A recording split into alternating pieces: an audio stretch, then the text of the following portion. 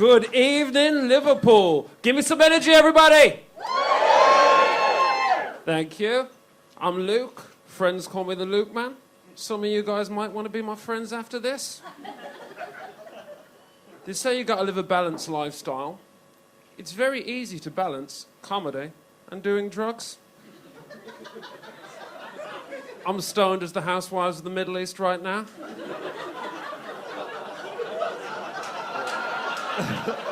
Enjoy that. I got into comedy because my friend said to me, "You're too ugly to be an A-list actor, but you'll make for a handsome stand-up comedian." I said, "I'll take it." We came up with my own workout plan. We called it High Definition.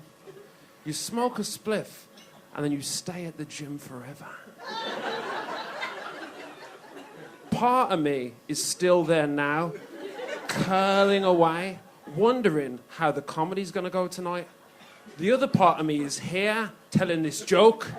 It's very meta.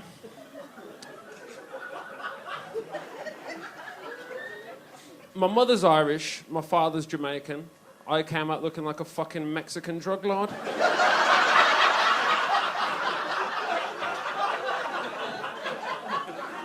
Indeed. I was quite evil as a child. In fact, I was so evil, my mother once asked the doctor for an abortion. I was 7. One Saturday morning, when I was a teenager, she came into my room early. I had to hide my dick. "What do you want?" She said, "Get up, get your clothes on and get in the car. We'll go into the cemetery." I said, "Why are we going to the cemetery?" She said, "To see your brother Dean." I said, I've got a brother called Dean? She said, "Get in the car." We got in the car and we drove down to the cemetery, and she said, "This is your brother Dean." He worked at the cemetery. He was always in the graveyard shift. We never used to see that bastard.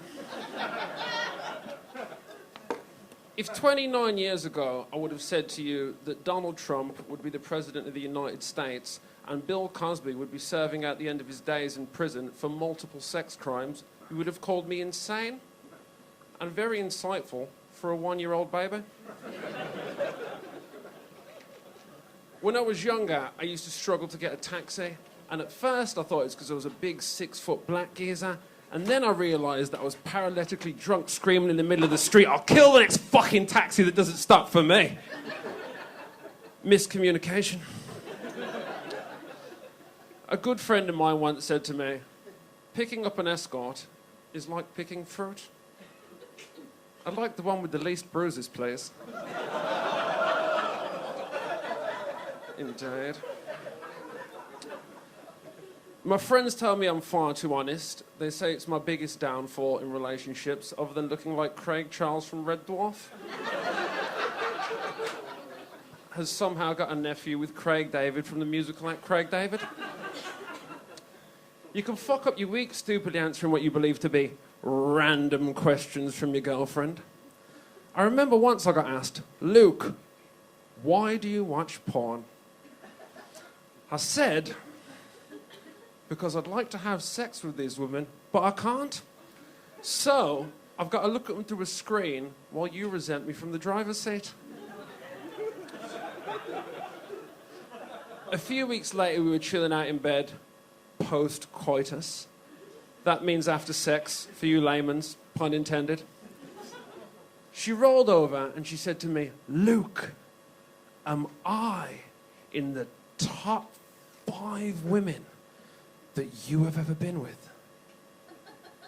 I said, "Baby, you are in the top 5 women that I've ever been with." And then she said, "Luke, am I in the top 3 women who you have ever been with?" And I said, "Baby, you are in the top 5 women that I've ever been with." She got really mad at me and I didn't understand. I don't ask questions I don't want to hear the answers to. I don't need to know if I'm the largest gentleman you've ever had. Please, regale me with tales of your ex-boyfriend. Tell me about his Porsche and his gold bars and his hairline that isn't running for the fucking border of Mexico. I'll sleep just fine without that information. Sometimes, when I'm stoned, I create promotional materials for companies that don't exist. Right now, I'm working on the Taylor Swift Bad Blood AIDS Foundation. I once vomited in the cleaning cupboard of a prestigious Birmingham nightclub, and the phrase prestigious Birmingham nightclub is oxymoronic, like high-class prostitute or the job centre. No jobs there, lads. I was with the boys and I snuck away to do a quick stealth vomit, saw the first available door, no witnesses, sweet. I've run in, full exorcist immediately, over everything in the cleaning cupboard, the mops, the cleaning supplies, the couple making out in the corner. Fuck them. They shouldn't have been there in the first place. I ran away. Tears of joy soon became tears of shame, and I met my friends in another bar, and I was tripping out and having a proper stoner moment about the logical paradox that I just caused in the previous bar. And I was like, the cleaner is going to have to get cleaning supplies to clean the cleaning supplies. And if he gets sick on him, will another cleaner have to clean him? And how deep does this wormhole go? I used to run bookies and bars in Birmingham City Centre, and if you ever pull out a pack of cigarettes in Birmingham City Centre, it's like the Walking Dead. You got a fag, mate! You got a fag, mate! Bang! Not in this economy. So I used to go smoke cigarettes in this alley we referred to as Crack Alley, because of all the crackheads loitering there and such.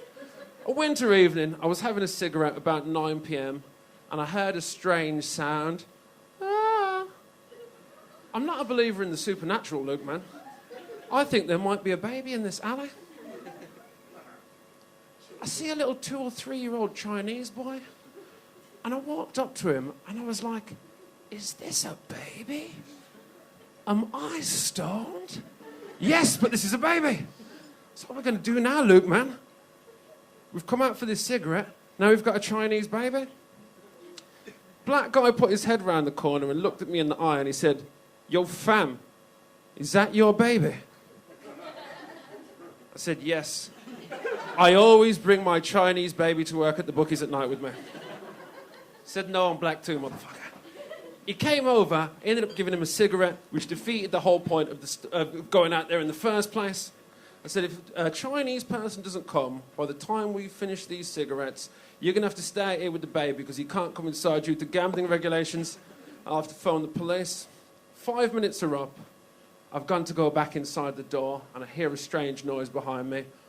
Wawa! You were correct. It was a Chinese woman. I turned around, and she was coming at me full speed. And I thought, this must be yours. Kicked him up, gave her the baby. No thank you or anything, she walked off. The other guy went to leave. And I said, wait! Oh, shit. We just gave that baby to the first Chinese person we saw without any inquiry as to whether that was his mother. All right, that's been me. You've been a great audience. Luke Anthony McDonnell.